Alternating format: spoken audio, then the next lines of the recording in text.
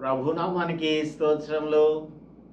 ఈ లార్డ్స్ డేన మనందరం కూడా దేవుని యొక్క పాదముల చెంతకు చేరి ఆయనను గురించి పాడి స్తుతించి కొనియాడి ఆయన మాటలను ధ్యానించే భాగ్యాన్ని దేవుడు మనకు అనుగ్రహించారు. అందును బట్టి దేవునికి కృతజ్ఞతాస్తుతులు చెల్లించుచు ఉన్నాము. లార్డ్స్ డే యొక్క ప్రత్యేకత లేదంటే దాని యొక్క వాట్ యూ కెన్ సే ప్రశస్తమైనటువంటి దినము అని మనము ఎప్పుడైతే తెలుసుకుంటామో ఆయన చేసిన కార్యమును బట్టి ఆయనను స్తుతించడానికి ఆయన సన్నిధిలోనికి వస్తాము. ఆది సంఘం కూడా అదే విధంగా వారంలో మొదటి రోజున వారు కూడుకొనేవారు అనేటువంటి విషయాన్ని అపొస్తలుల కార్యముల గ్రంథంలోనూ అలాగనే కొరింథీయులకు రాసిన పత్రిక 16:2లో కూడా చదువుకుంటాం. కాబట్టి దేవుని యొక్క సన్నిధికి వెళ్ళకుండా ఉండడం అనేది అది దేవుని యొక్క చిత్తం కాదు. కనుక దేవుని యొక్క సన్నిధికి వెళ్ళాలి. ఆన్లైన్లో వాక్యం వినడం అనేది అది ఇంకొక దట్స్ ఎ డిఫరెంట్ స్టోరీ అని చెప్పచ్చు. మనం ఎన్నైనా కూడా వినవచ్చు, కానీ దేవుని యొక్క సన్నిధిలోనికి వెళ్ళినప్పుడు మనకు సహవాసం కలుగుతుంది. దేవుని యొక్క బిడ్డలతో సహవాసం కలిగి ఉంటే అప్పుడు ఐకమత్యం ఉంటుంది, అకౌంటబిలిటీ ఉంటుంది. అలాగనే మన యొక్క విశ్వాసంలో ఎల్లప్పుడూ కూడా ప్రోత్సహించబడే వారంగా ఉంటాం. We will be encouraged in our faith. కాబట్టి కొందరు మానుకుంటున్నట్టుగా ఆయన యొక్క సన్నిధిలో కలుసుకోవడం మానుకోవద్దు అని అపొస్తలుడు పౌలు యొక్క కొలస్సీయులకు రాసినప్పుడు వారికి తెలియజేస్తూ ఉన్నాడు. కాబట్టి ఎవరైనా సరే దేవుని యొక్క సన్నిధికి వెళ్ళడం మానేసి ఉన్నట్టయితే తప్పకుండా దేవుని యొక్క సన్నిధిలోనికి వెళ్ళాలి అని దేవుడు ఈ ఉదయకాలం మందు హెచ్చరిస్తున్నాడు. Okay, today we are going to meditate or continue the meditation of the letter that is written to the church at Pergamum. పెర్గములో ఉన్న సంఘపు దూతకు వ్రాసినటువంటి ఆ ఉత్తరాన్ని, ఆ ఎపిస్టిల్ని మనం ధ్యానం చేస్తూ ఉన్నాము. It starts with second chapter verses 12 to it starts at 12 and ends at 17 of the book of Revelation chapter 2. రెండవ అధ్యాయంలో 12వ వచనం నుంచి 17వ వచనం వరకు ఉన్నటువంటి ఈ ఎపిసోడ్ని మనం ధ్యానం చేస్తూ ఉన్నాము. గతంలో మనం చేసినది లాస్ట్ వీక్ మనం I think we have meditated until verses 14 వరకు, అంటే 14th verseలో కొంత భాగం వరకు కూడా ధ్యానం చేశాము.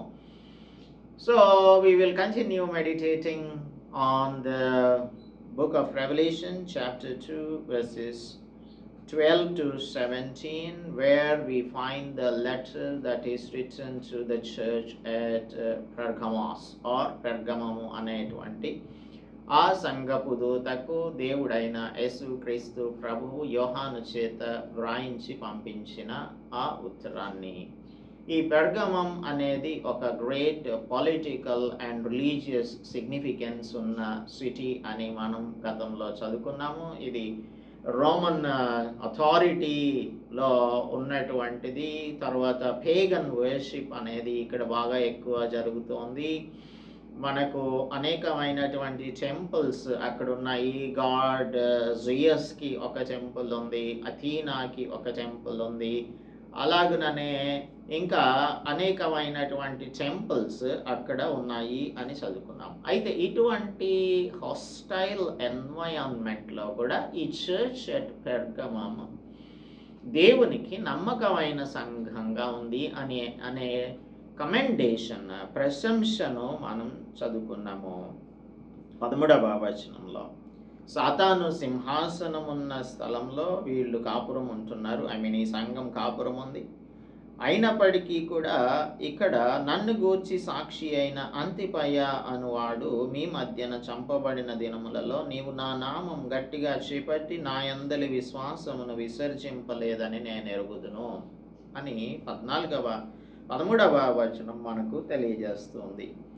ముందుగా మనం ప్రార్థించుకొని దీని యొక్క వివరణలోనికి వెళ్దాము, దీనిని ధ్యానం చేద్దాం. అందుకు దేవుడు మనకు సహాయం చేయను గాక. Let us pray. పరిశుద్ధుడా, మా ప్రియ ప్రభువా, మా రక్షక, ప్రస్తుత కాలం ఉన్న సంఘం, అదేవిధంగా ఇప్పుడు మేము మెడిటేట్ చేస్తున్నటువంటి ఈ లెటర్లో ఉదహరించబడినటువంటి పెర్గమస్లోని సంఘం రెండు కూడా ఒకే విధంగా ఎటువంటి వ్యత్యాసం లేనటువంటివిగా సిమిలారిటీస్ని మేము చూస్తున్నాము. It's a church that is compromising. Even though they were living in a place where the throne of Satan was existing, సాతాను సింహాసనం ఉన్నటువంటి స్థలంలో ఈ సంఘం ఉండడం అనేది ఆశ్చర్యంగానే ఉంది. అయినప్పటికీ కూడా ఈ సంఘంలో కొందరు అంతిపాయ లాంటి వారు ఉన్నారు, కొందరేమో గ్రీకో రోమన్ కల్చర్కి ఎవరైతే ఇన్ఫ్లుయెన్స్ అయిపోయి ఉన్నారో వారు కాంప్రమైజింగ్ బిలీవర్స్గా ఉంటున్నారు అనే విషయాన్ని ఈ మెడిటేషన్లో మేము చూడబోతున్నాము. ప్రస్తుత కాలమున్న సంఘం యొక్క పరిస్థితిని కూడా మేము అర్థం చేసుకొనుటకు, ఎక్కడైతే కాంప్రమైజింగ్ క్రిస్టియానిటీ ఉంటుందో అక్కడ ఆయా అంశాలలో మేము కాంప్రమైజ్ లేకుండా అన్కాంప్రమైజింగ్ బిలీవర్స్గా జీవించగలుగునట్లు మా హృదయములను ఈ ఉదయకాలమందు దర్శించి బలపరచమని క్రీస్తు యేసు పరిశుద్ధ నామములో ప్రార్థిస్తున్నాము తండ్రి, ఆమేన్. దేవుని నామానికి స్తోత్రములు. అందరికీ కూడా మన ప్రభు అయిన యేసు క్రీస్తు నామంలో వందనాలు చెల్లిస్తూ ఉన్నాను. ఇక్కడ పెర్గమము అనేటువంటి సంఘపు దూతకు యేసు క్రీస్తు ప్రభు అపోస్తలుడు జాన్ ద్వారా రాయించుచున్నటువంటి ఒక పత్రికను మనము ధ్యానం చేస్తూ ఉన్నాము. ఇందులో ఈ సంఘం సాతాను యొక్క సింహాసనం ఉన్న స్థలంలో ఉంటూ ఉంది. ఇదే స్థలంలో ఎంపరర్ వర్షిప్ చాలా పీక్ స్టేజ్లో ఉంది. కైసరుకు మొట్టమొదటి ఆలయం ఎవరైనా కట్టారు అని అంటే అది ఈ పెర్గమస్లో ఉన్నటువంటి వారే అనేది కూడా మనం జ్ఞాపకంలో ఉంచుకోవాలి. ఇటువంటి హాస్టైల్ ఎన్వైరాన్మెంట్లో ఉంటున్నటువంటి ఈ సంఘం పర్సిక్యూషన్ని ఎదుర్కొంటుంది. ఈ పర్సిక్యూషన్ ఎదుర్కొంటున్నటువంటి ఈ సంఘంలో అంతిపయ అనేటువంటి వాడిని హీ వాజ్ లైక్ ఫాదర్ అని దాని యొక్క పేరుకి అర్థం. అంతిపయ అంటే తండ్రి వంటి వాడు అని అర్థం.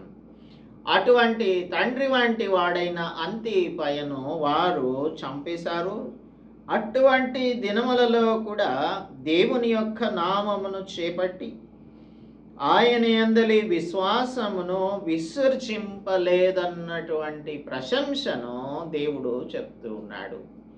అయితే 14వ వచనమునకు వచ్చేసరికి, అయినను నేను మీ మీద కొన్ని తప్పిదములను మోపవలసి ఉన్నది అని చెప్పి ఇక్కడ కనిపిస్తున్నటువంటి తప్పిదములను గురించి మనకు తెలియజేస్తూ ఉన్నాడు అపోస్తలుడు జాన్ ద్వారా దేవుడు. వీటిలో ఉన్నటువంటి తప్పిదాలు it is a mixture of zeal and error అని మనం లాస్ట్ వీక్ అనుకున్నాము. ఈ సంఘంలో, ప్రస్తుత కాల సంఘంలో కూడా మనకు ఆసక్తి కలిగినటువంటి వారిగా మనం జీవిస్తున్నాము. అయితే ఒకవేళ పర్సిక్యూషన్ని ఎదుర్కొంటున్నారో లేదో మేమైతే చెప్పలేం, కానీ మీరున్న పరిస్థితులలో ఒకవేళ పర్సిక్యూషన్ ఉన్నట్టయితే ఈ సంఘంలో ఉన్నట్టు దానిని కూడా ఎదుర్కొనేటువంటి వారు ఉంటూ ఉన్నారు. అలాగనే చాలా వరకు మనం చూసినట్టయితే కాంప్రమైజింగ్ క్రిస్టియన్స్నే మనం ఎక్కువగా చూస్తూ ఉన్నాము. అది మొట్టమొదటిది వీళ్ళు చేస్తున్నది విగ్రహంలకు బలి ఇచ్చిన వాటిని తినున్నట్లు. వారు ఏం చేస్తున్నారు? విగ్రహములకు బలి ఇచ్చిన వాటిని తినున్నట్లు. రెండోది జారత్వం చేయునట్లును. ఇశ్రాయేలీయులకు ఒరియొడ్డుమని బాలాకునకు నేర్పిన బోధను అనుసరించువారు నీలో ఉన్నారు. బిలాము బోధను అనుసరించేటువంటి వారు నీలో ఉన్నారు. నంబర్స్ చాప్టర్ 22లో గనక మనం చూసినట్టయితే అక్కడ ఇశ్రాయేలీయులను శపించడానికి బిలామును బాలాకు సోదె సొమ్ము ఇచ్చి తీసుకొని వచ్చాడు. అయితే దేవుని యొద్ద విచారణ చేసినప్పుడు దేవుడు ఇశ్రాయేలీయులను శపించడానికి వెళ్ళాలా వద్దా అని అడిగితే వెళ్ళవద్దు అని చెప్పాడు. అయితే ఈ సోదె సొమ్మును పుచ్చుకోవడానికి ఆశపడినటువంటి బిలాము ఇశ్రాయేలీయులను శపించడానికి వెళ్ళాడు. అయితే ఇశ్రాయేలీయులను శపించుటకు తన నోటి వెంట శాపవచనములు ఏమాత్రము కూడా రానికుండా ఆశీర్వచనం మాత్రమే వచ్చేలాగా దేవుడు చేస్తూ ఉన్నప్పుడు తాను గమనించి బాలాకునకు ఒక కుటిలమైనటువంటి ఐడియాని ఇచ్చాడు. ఒక కుటిలమైన ఐడియా, ఒక కపటమైనటువంటి వ్యూహం, అటాక్, దాడి చేయమని చెప్పాడు. This is an indirect attack. సాతాను యొక్క దాడి ఈ విధంగానే ఇండైరెక్ట్ అటాక్గా ఉంటుంది. అనగా ఇది స్ట్రెయిట్ ఫార్వర్డ్గా ఉండదు, ఎదురు బదురుగా దాడి ఉండదు, పరోక్షమైన దాడిని సాతానుడు చేస్తూ ఉంటాడు. కాబట్టి బిలాము ఏం చేశాడంటే, ఈ బిలాము he was a servant of God, but he gave a subtle idea to Balak so that he will be tempting the Israelites to fall into sin. పాపంలో పడిపోయేలాగా చేయడం కోసం వారికి మోయాబు స్త్రీలను ఎరగా వేయాలి అని బాలాకునకు చెప్పినప్పుడు ఇశ్రాయేలీయులు షిత్తీములో దిగి ఉన్నప్పుడు వారు చేసినటువంటిది ఏమిటి అనంటే, ఈ మోయాబు స్త్రీలతో వారు వ్యభిచరించారు అని 25వ అధ్యాయంలో మనం చదువుకుంటాము. 25వ అధ్యాయంలో ఇశ్రాయేలీయులు షిత్తీములో దిగి ఉండగా ప్రజలు మోయాబు రాండ్రతో వ్యభిచారం చేస్తూ ఉన్నారు. ఇది ఎవరి ఐడియా? బిలాము ఇచ్చిన ఐడియా. ఆ స్త్రీలు తమ దేవతల బలులకు ప్రజలను పిలువగా, వీరు వ్యభిచారం కాదు, వ్యభిచారంతో పాటుగా ఐడోలట్రీ కూడా చేస్తున్నారు. దేవతల బలులకు ప్రజలను పిలువగా వీరు అక్కడికి వెళ్ళి భోజనం చేసి వారి దేవతలకు నమస్కరించారు. ఇది ఎవరు ఇచ్చిన ఐడియా? బిలాము ఇచ్చినటువంటి ఐడియా. కాబట్టి రాజుగారికి ఇచ్చినటువంటి ఒక కుట్రపూరితమైనటువంటి ఐడియాని బట్టి, ఆలోచనను బట్టి బాలాకునకు ఇచ్చినటువంటి ఈ కుట్రపూరిత ఆలోచనను బట్టి ఇశ్రాయేలీయులకు మోయాబు స్త్రీలను ఎరగా వేశారు. అయితే దేవుని యొక్క కోపం రగులుకొనెను అని రాయబడి ఉంటుంది. ఇప్పుడు ఇక్కడ వచ్చినటువంటి ప్రాబ్లం ఏంటంటే, లేదు అంటే కాంటెంపరీ చర్చ్లో ఉన్న ప్రాబ్లం ఏంటంటే, now the church has become a compromising church. ఇప్పుడు కొన్నిసార్లు మనం చూస్తూ ఉంటున్నాము, కొందరు దేవుని యొక్క సువార్తను ప్రకటించేవారు అని మనకు బాగా ఫేమస్ ప్రీచర్స్గా పేరుగాంచినటువంటి వారు కొందరు వేరొక మతస్థుల యొక్క పండుగలలో వారు పార్టిసిపేట్ చేస్తున్నట్లుగాను, వారితో కలిసి నృత్యాలు చేస్తున్నారు, డ్యాన్స్ చేస్తున్నారు, వారు ఇచ్చిన వాటిని తింటూ ఉన్నారు.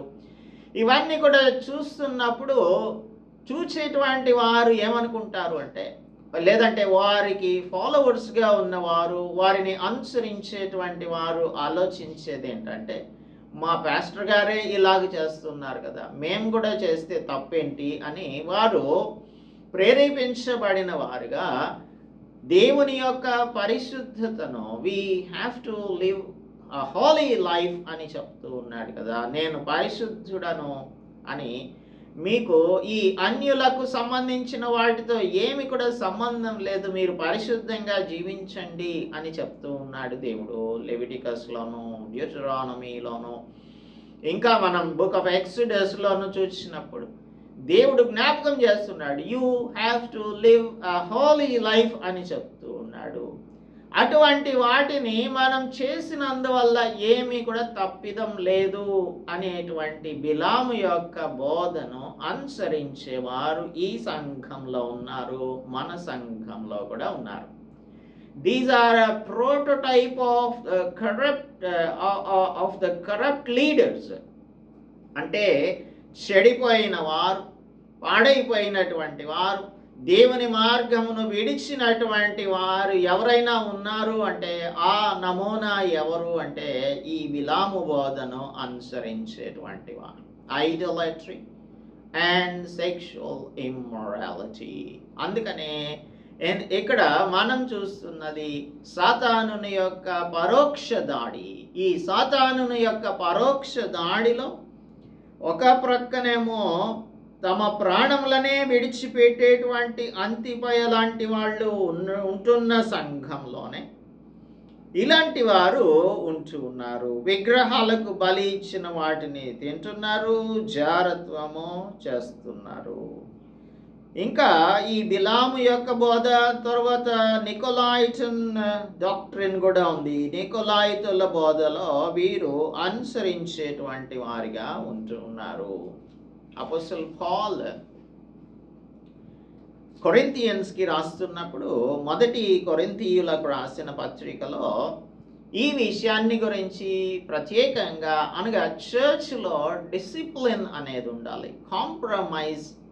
Compromise with the world or compromise with our flesh అనేది ఉండకూడదు అనే విషయాన్ని చాలా క్రిస్టల్ క్లియర్గా తెలియజేయడం కోసం ఈ 5వ అధ్యాయంలో మొత్తం కూడా మాట్లాడుతూ ఉన్నాడు.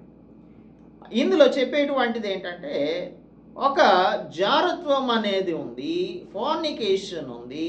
అటువంటి ఫోర్నికేషన్ ఉన్నటువంటి సంఘంలో ఎవరు కూడా ఇటువంటి జారత్వం అన్యజనులలో కూడా జరగదు. అప్పుడున్నటువంటి కాంటెంపరీ సొసైటీలో, గ్రీకో రోమన్ సొసైటీలో ఇన్సెస్ట్ అనేది ఎక్కడ కూడా లేనేలేదు. Even the Gentiles do not have this in there lifes. ఇటువంటి ప్రాక్టీస్ అనేది లేనేలేదు. అటువంటిది ఈ కొరింథియన్ సంఘంలో ఉంది. కొరింథియన్ సంఘంలో అనగా ఈ కొరింథియన్ సంఘం ఏ విధంగా పాడైపోయింది అంటే ఆ లోక సంబంధమైనటువంటి వారు కూడా చేయలేనటువంటి పనులను చేసే వారిని ఏమీ అనకుండా, గద్దించకుండా, వారిని ఏమాత్రమును కూడా అసలు ఇది తప్పు అని చెప్పకుండా వారిని ఇంకా అలాగే ఉంచుకుంటున్నారు. ఇప్పుడు దేవుని దగ్గరికి వచ్చినప్పుడు మనం సాతాను యొక్క సామ్రాజ్యంలో నుంచి దేవుని యొక్క కింగ్డమ్లకు వారసులం అవ్వడానికి వచ్చాం. అనగా మన గత జీవితం అంతా కూడా క్షమించబడింది. సాతానుని యొక్క పవర్ నుంచి మనం సెటానిక్ పవర్ నుంచి, ద పవర్ ఆఫ్ డార్క్నెస్ నుంచి విడిపించబడ్డాం. అటువంటి వారిని ఏం చేయాలి అంటే సాతానుకి అప్పగించేయాలి అని అంటున్నాడు. అనగా ఈ లోకపు అధికారి ఉన్నాడు కదా సాతానుడు, the prince of this world. ఆ ప్రిన్స్ ఆఫ్ ద వరల్డ్కే అతన్ని తిరిగి ఇచ్చేసేయడం మంచిది. ఎందుకంటే ఇటువంటి వారు సంఘంలో ఉంటే సంఘం అంతా కూడా పాడైపోతుంది. ఇటువంటి వారిని ప్రోత్సహించే సంఘాలు ఈ దినాల్లో కూడా ఉన్నాయి. అటువంటి వారికి హెచ్చరిక చేస్తూ ఉన్నాడు దేవుడు. ఈ హెచ్చరిక ఏమిటి అని అంటే, నీవు గనక తప్పించుకుంటే, నీవు గనక దీనిని మానేస్తే మంచిది. మారు మనస్సు పొందాలి. 16వ వచనం, కావున మారు మనస్సు పొందుము లేని ఎడల నేను నీ వద్దకు వచ్చి నా నోట నుండి వచ్చు ఖడ్గం చేత వీరితో అనగా మనతో యుద్ధం చేస్తాను అని చెప్తున్నాడు. సో ఈ ఉదయకాలం అందు సజీవమైనటువంటి దేవుని వాక్యం అనే ఖడ్గం చేత మనతో ఆయన దర్శించి మాట్లాడుతూ ఉన్నాడు. ఎటువంటిది ఏదైనా సరే ఉన్నట్టయితే దీనిని విడిచిపెట్టి మారు మనస్సు పొందమని చెప్తూ ఉన్నాడు. అపొస్తలుడు పౌలు కూడా అదే చెప్తూ ఉన్నాడు 6వ వచనంలో. దీనికి గురించి అతిశయపడేటువంటి వారిగా ఉన్నారు. పాపమును బట్టి అతిశయించేటువంటి వారిగా ఉంటూ ఉన్నారు. మరి అది ఎందుకు అతిశయమో తెలియదు. లెవీయ కాండంలోనో అలాగనే ద్వితీయోపదేశ కాండంలోనో మనకు రాయబడి ఉన్నటువంటి విషయం ఏంటంటే 20వ అధ్యాయం 11వ వచనంలో చెప్తూ ఉన్నాడు దేవుడు చాలా స్పష్టంగా. లెవీయ కాండం 20వ అధ్యాయం 11వ వచనం, ఐ యామ్ హోలీ, నేను పరిశుద్ధుడను అని, మీరును పరిశుద్ధులై ఉండాలి అని చెప్తూ ఉన్నాడు. 20th చాప్టర్ verse 11లో చెప్పేది ఏంటంటే ఆయన 17వ వచనంలో, కావున మిమ్మును మీరు పరిశుద్ధపరుచుకొని పరిశుద్ధులయ్యుండుడి, నేను మీ దేవుడైన యెహోవాను, నేను మిమ్మును పరిశుద్ధపరచు యెహోవాను అని ఈ అధ్యాయం అంతా కూడా అపవిత్రమైనటువంటి క్రియలను విడిచిపెట్టే దాని గురించి చెప్తూ 11వ వచనంలో, తన తండ్రి భార్యతో శయనించువాడు తన తండ్రి మానాచ్ఛాదనమును తీసెను, ఇద్దరికి మరణ శిక్ష విధింపవలెను, తమ శిక్షకు తమే కారకులు అని చెప్తున్నాడు. కాబట్టి ఇక్కడ జరుగుతున్నది కొరింథియన్ చర్చ్లో కూడా అదే జరుగుతోంది. ఏమిటి అంటే తన తండ్రి భార్యను ఒకడు ఉంచుకున్నాడు, దీనిని మీరు ఏమాత్రమును కూడా ఖండించడం లేదు అని చెప్తూ ఉన్నాడు. ఇంకా మనకు ద్వితీయోపదేశ కాండం మనకు తెలియజేసేటువంటిది 22వ అధ్యాయం 30వ వచనంలో 22:30లో కూడా రాయబడి ఉన్నటువంటి మాట, ఎవడును తన తండ్రి భార్యను పరిగ్రహింపకూడదు, తన తండ్రి విప్పతగిన కోకను విప్పకూడదు అని చెప్తూ ఉన్నాడు. ఇటువంటి కమాండ్మెంట్ని ఈ కొరింథియన్ చర్చ్ ఏ విధంగా ఒప్పుకుంటుంది, ఏ విధంగా కాంప్రమైజ్ అవుతుంది, ఏ విధంగా రాజీ పడుతుంది అనేదే ప్రశ్న. అపొస్తలుడు పౌలు ఇటువంటి వారిని ఉండనిచ్చినట్టయితే పులిసిన పిండి కొంచెమైనను ముద్దంతయు పొలియ చేయునని మీరెరుగరా, మీరు పొలిపిండి లేని వారు గనక క్రొత్త ముద్ద అగుటకై ఆ పాతదైన పులిపిండిని తీసి పారవేయుడి, preserve the purity of the church. ఇంకా అంతేకాక క్రీస్తు అను మన పశువు వధింపబడ్డారు కనుక పాతదైన పులిపిండితోనైనను దుర్మార్గతయు దుష్టత్వమును అను పులిపిండితోనైనను కాకుండా నిష్కాపట్యమును సత్యమును అను పులియని రొట్టెతో పండుగనాచరించుతము, bread of sincerity and truth. దీనితో మనం పండుగను ఆచరించాలి అని చెప్తున్నాడు. ఈ పులిపిండిని తీసి పారవేయాలి. ఈ ఉదయకాలం అందు ఇటువంటి పులిపిండిని మనం సహించకూడదు. దీనిని మనలో ఉంచుకున్నట్టయితే తప్పక అది అందరినీ కూడా పాడు చేస్తుంది, సంఘమునే పాడు చేస్తుంది. కనుక ఎక్కడైనా సరే ఇటువంటిది దైవ వ్యతిరేకమైనటువంటి కార్యం జరుగుతూ ఉన్నట్టయితే అది మన గృహంలోనైనా మన సమాజంలోనైనా మన సంఘంలోనైనా దీనిని ఖండించకుండా ఉన్నారు అంటే మీరు దానికి రాజీ పడుతున్నట్టు, దానిని అంగీకరించుచున్నట్టు. కనుక ఇది దైవ వ్యతిరేకమైనటువంటి క్రియ. So we have to condemn it. అది ఎవరు చేసినప్పటికీ కూడా, ఎవరు చేసినా అది పాపమే. కాబట్టి అటువంటి పాపాన్ని మనం ఏమాత్రమునో సహించే వారంగా ఉండకూడదు. అటువంటి వారితో మనం సహవాసం చేయడం అనేది మనకు అది శ్రేయస్కరం ఏమాత్రమును కానే కాదు. అందుకనే ఈ వీరు చేయుచున్నటువంటి పనిని you have to flea from sexual immorality, abstain from sexual immorality అని దేవుడు ఆజ్ఞయిస్తూ ఉన్నాడు. ఇంకా ఈ నికోలాయిటన్ యొక్క డాక్ట్రిన్ కూడా ఏంటంటే It is a compromising doctrine, mixing Christian faith with pagan practices. కనుక ఈ విధమైనటువంటి మిక్స్చర్ అనేది, అందుకే యేసు ప్రభు అంటారు, మీరు వెచ్చగానైనా ఉండాలి, చల్లగానైనా ఉండాలి, నులివెచ్చని స్థితిలో గనుక మీరు ఉన్నట్టయితే వారిని ఉమ్మి వేస్తాను అని చెప్తూ ఉన్నారు ఇంకొక సంఘమునకు రాస్తూ ఉన్నప్పుడు. కాబట్టి దేవునికి వ్యతిరేకమైనటువంటి ఈ mixture of the world and the church, దీనిని ఏమాత్రమును కూడా సహించకూడదు. ఇప్పుడు మోయాబీయులతో వ్యభిచరించేటువంటి ఇజ్రాయేలీలైనటువంటి వారు, సంఖ్యాకాండంలో మనం ఇప్పుడు చదువుకున్నాం కదా 25వ అధ్యాయంలో, వారి షిత్తీంలో ఉన్నప్పుడు వారితో పాటు వారి విగ్రహములకు సాగిలపడి నమస్కారం చేస్తున్నారు, ఐడల్ వర్షిప్ చేస్తున్నారు.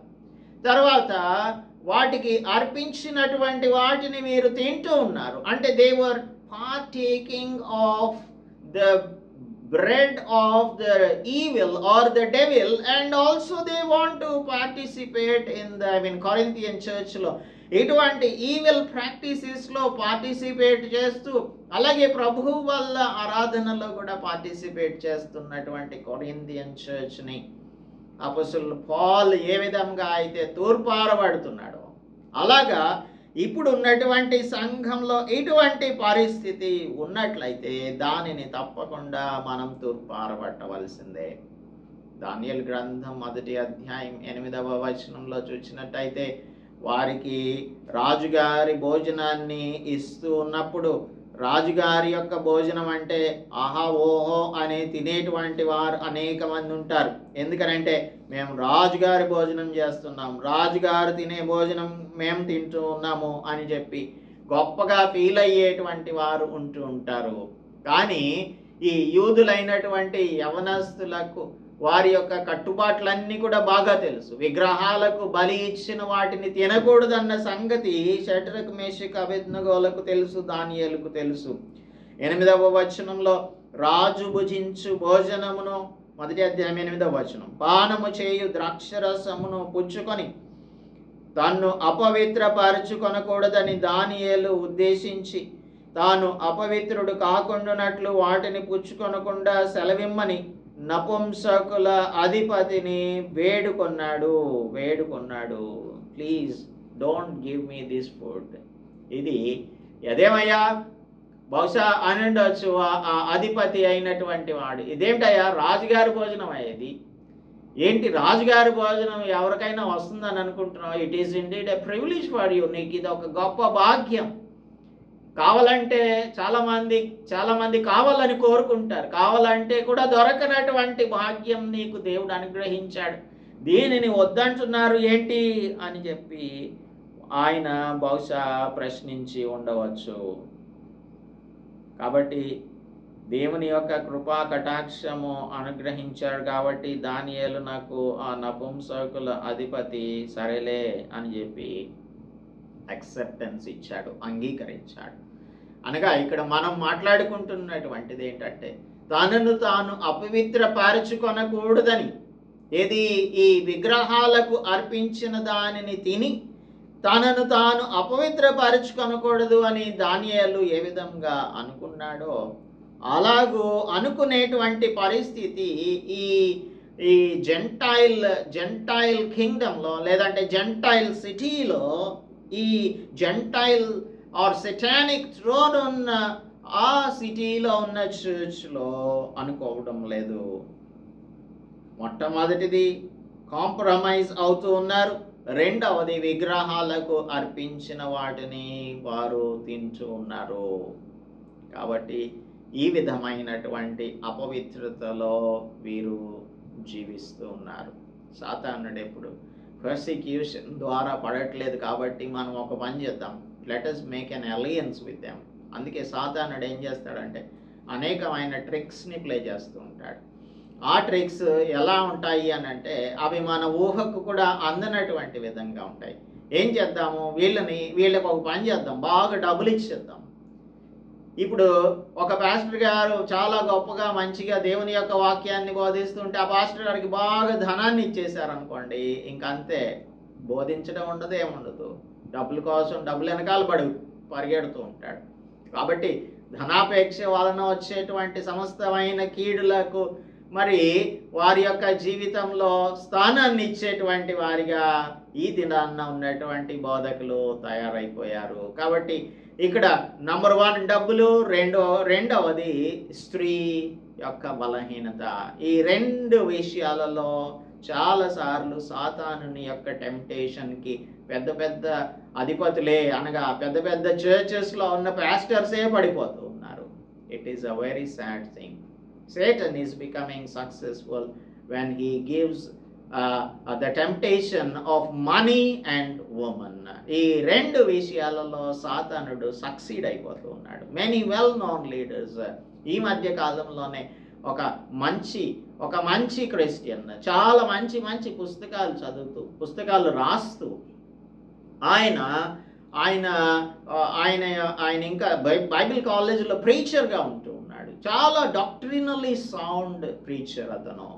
కానీ ఆయన వృద్ధాప్యంలో ఉన్నాడు. అయినప్పటికీ కూడా ఈ స్త్రీ సంబంధమైనటువంటి ఆ పాపంలో పడిపోవడాన్ని బట్టి ఆ చర్చ్ ఆ బైబిల్ కాలేజ్ వాళ్ళు ఆయనను బహిష్కరించేశారు.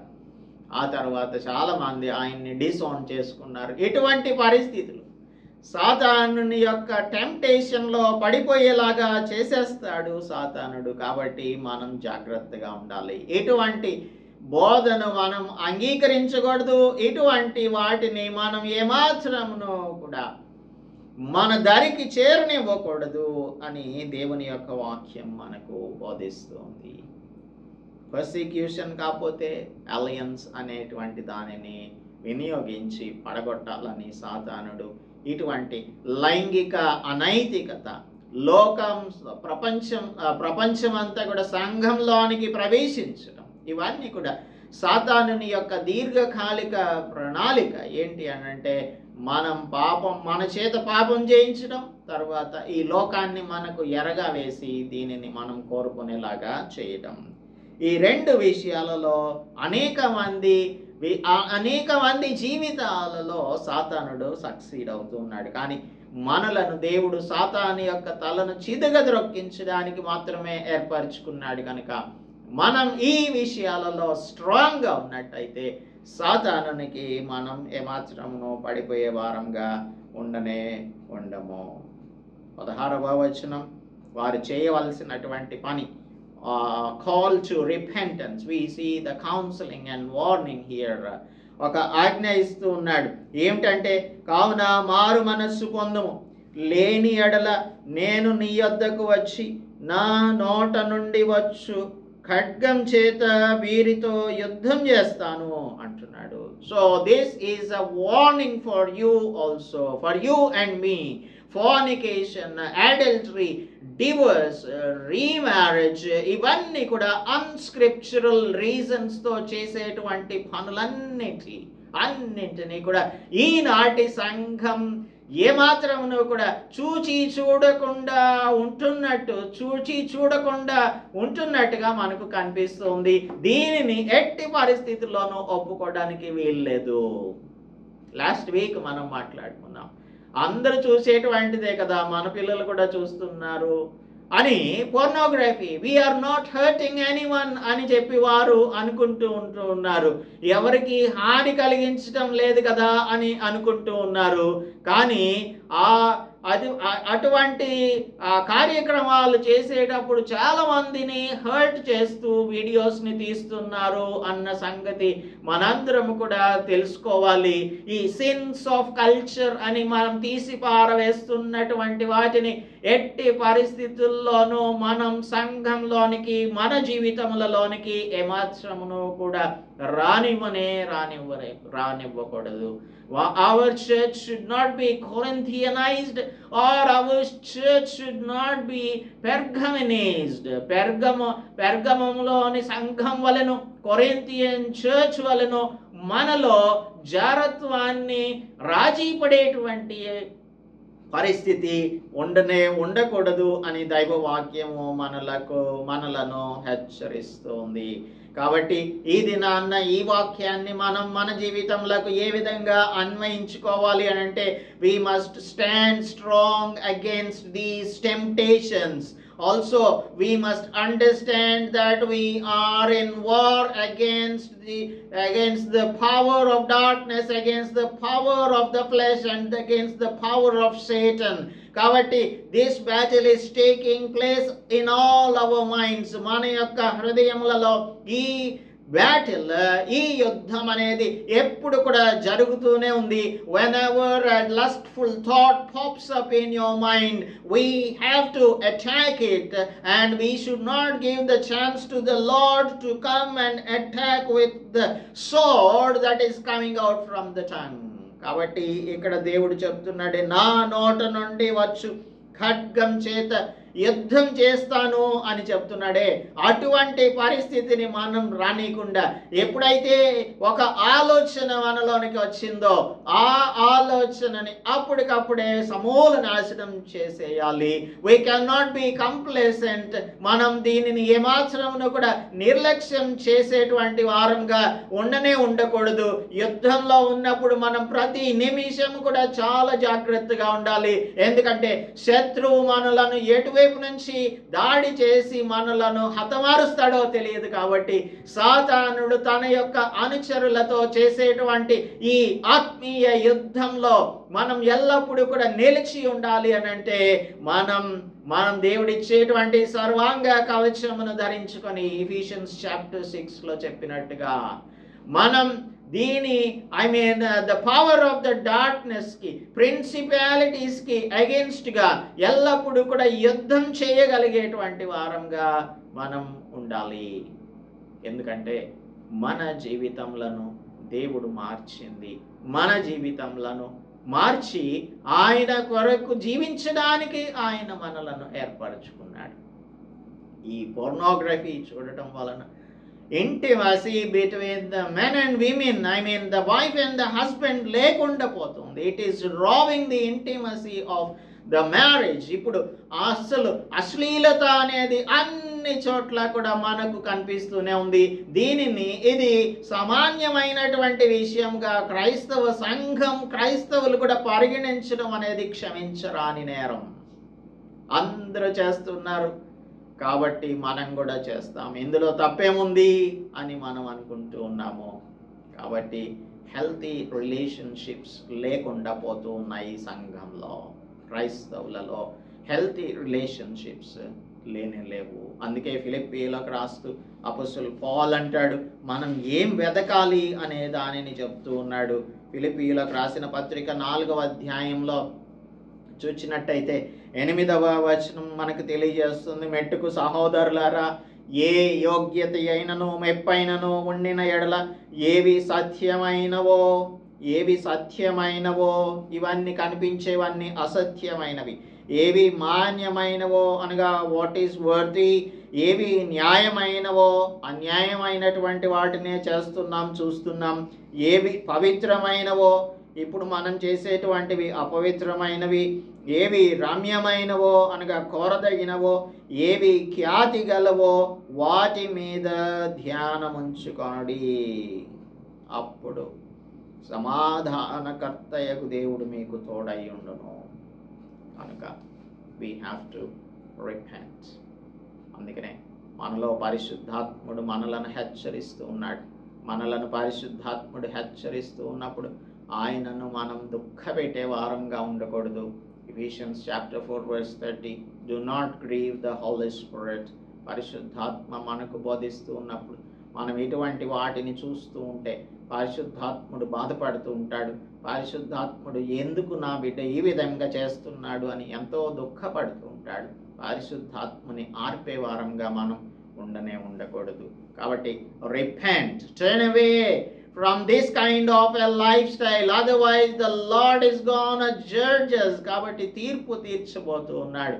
అందుకనే మనం చేయవలసింది ఇటువంటి సులువుగా చిక్కులు పెట్టు సాతాను యొక్క పాపమును విడిచిపెట్టి, let us see chapter 12 of Hebrews verses 1-2.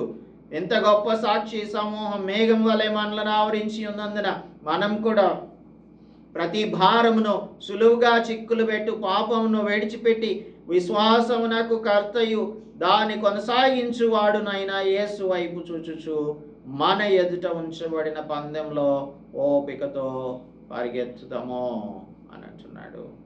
So ఓపికతో మనం పరిగెత్తాలి. సులువుగా చిక్కులు పెట్టేటువంటి పాపాన్ని విడిచిపెట్టాలి. మన విశ్వాసమునకు కర్త అయిన యేసు క్రీస్తు వైపు మనం చూస్తూ ముందుకు సాగి వెళ్ళిపోవాలి. శోధనల నుంచి తప్పించుకునే మార్గాన్ని దేవుడే ఏర్పరుస్తాడు అని కూడా మనకు కొరింథీయులకు రాస్తున్నప్పుడు అపొస్తలుడు పౌలు 10:13 చెప్తూ ఉన్నాడు. మొదటి కొరింథీయులకు రాసిన పత్రిక. ఈ లోకంతో మనం స్నేహం చేయకూడదు, ఈ లోకంతో మనం రాజీ పడకూడదు. ఎప్పుడైనా సరే దేవునితో మనం ఈ లోకంతో స్నేహం చేసినట్టయితే అది దేవునితో వైరం అన్న సంగతి మనకు తెలుసు కదా. కాబట్టి don't be a friend of this world, be a friend of Jesus. 17వ వచనం చెప్తుంది, సంఘములతో ఆత్మ చెప్పుచున్న మాట చెవిగలవాడు వినుగాక. జయించు వానికి మరుగై ఉన్న మన్నాను భుజింపనెత్తును, మరియు అతనికి తెల్ల రాతినెత్తును. ఆ రాతి మీద చెక్కబడిన ఒక క్రొత్త పేరుండును. పొందిన వానికే గాని అది మరి ఎవనికి తెలియదు. కాబట్టి రివార్డ్స్ని చెప్తూ ఉన్నాడు. ఈ రివార్డ్స్ ఏం లేదు. నంబర్ 1, హిడెన్ మన్నా, దాచబడినటువంటి మన్నాను, మరుగై ఉన్న మన్నాను ఎవరైతే జయించువారో ఓవర్కమర్స్కి ఇస్తాను అని అంటున్నాడు.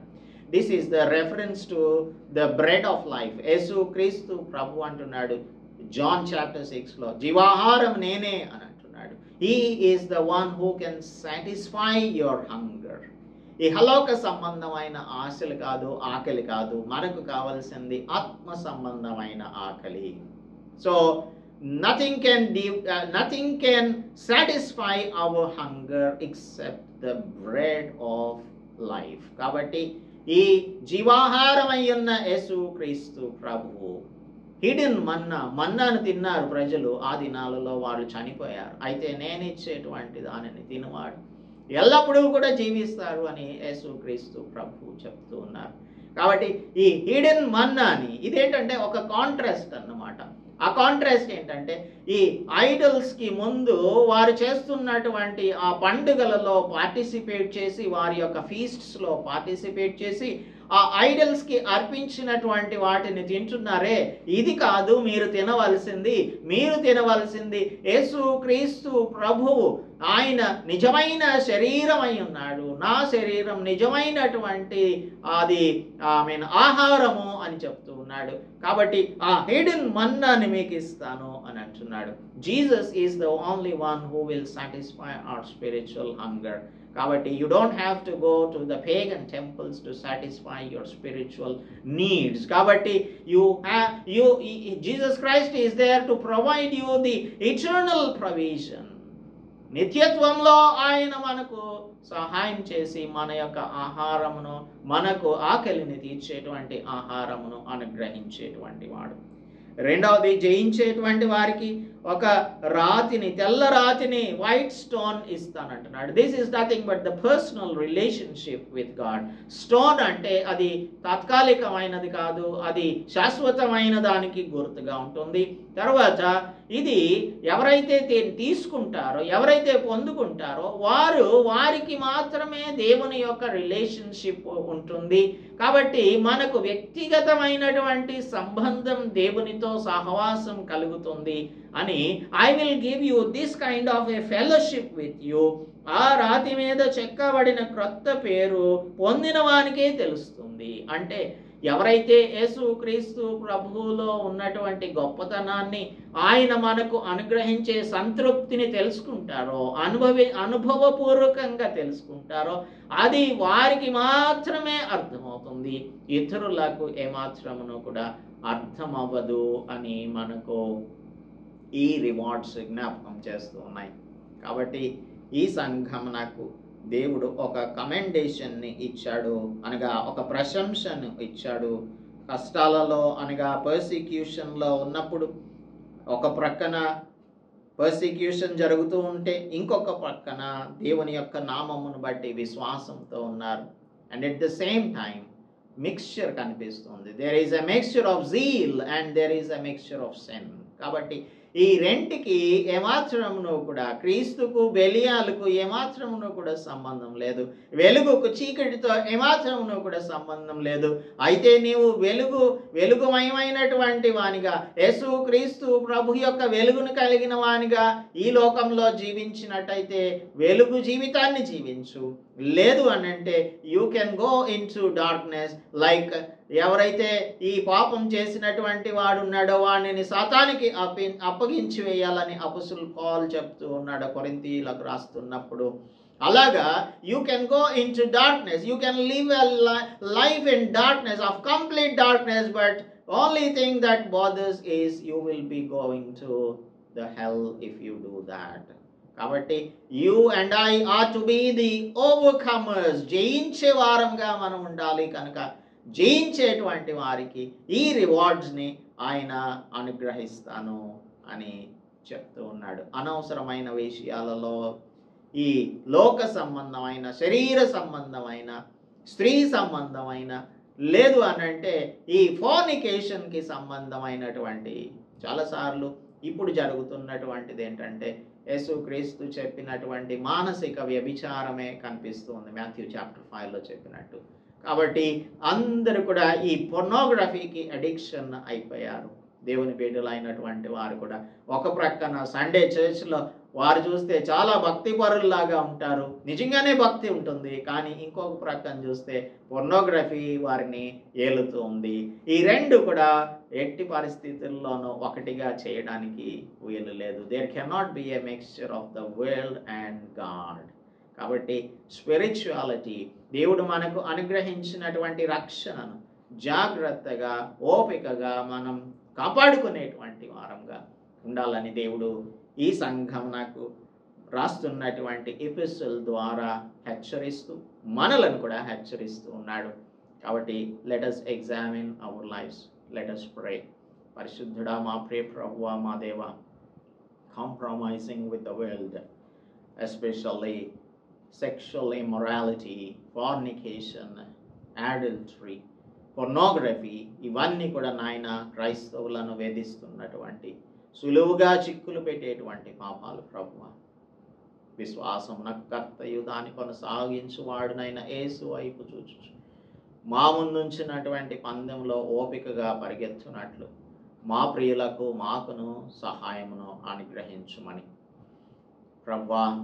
మేము నాయన దీనిని, ఈ లోకమును సంపూర్ణంగా ద్వేషించే వారంగా, అసహ్యించుకునే వారంగా ఉండునట్లు కృప చూపించమని, ఎల్లప్పుడూ మా యొక్క చూపులు క్రీస్తు ప్రభు వైపు మాత్రమే ఉండునట్లుగా సహాయం చేయమని, ఏకాగ్రత మాకు దయచేయమని, డిస్ట్రాక్షన్స్ అన్నింటినీ కూడా ప్రభువా ఎప్పుడైతే ఆలోచన మాలోకి వచ్చిందో వెంటనే దానిని వాక్యం అనే ఖడ్గంతో, ప్రార్థనపూర్వకంగా మీ సన్నిధిలోనికి తీసుకొని వచ్చి దానిని ఛేదించగలగడానికి మా ప్రియులకు మాకు సహాయం అనుగ్రహించమని క్రీస్తు యేసు పరిశుద్ధ నామములో ప్రార్థిస్తున్నాం తండ్రి, ఆమేన్. దేవునామానికి స్తోత్రం. అందరికీ కూడా వందనాలు. జయించువానికి దాచబడినటువంటి మన్నాను దేవుడు, మరుగయ్యున్న మన్నాను భుజించడానికి ఇస్తాను, తెల్ల రాతిని ఇస్తాను అని చెప్తూ ఉన్నాడు. కాబట్టి let us be the overcomers in this world. సులువుగా చిక్కులు పెట్టు సాతాను యొక్క శోధన నుంచి, పాపం నుంచి దేవుడు మనలను విడిపిస్తారు. తప్పక ఆయన యొక్క సహాయాన్ని తీసుకుందాం. పరిశుద్ధాత్మ సహాయంతో మనం జయశీలులంగా జీవించడానికి దేవుడు మనకు కృప చూపించునుగాక. ఆమేన్.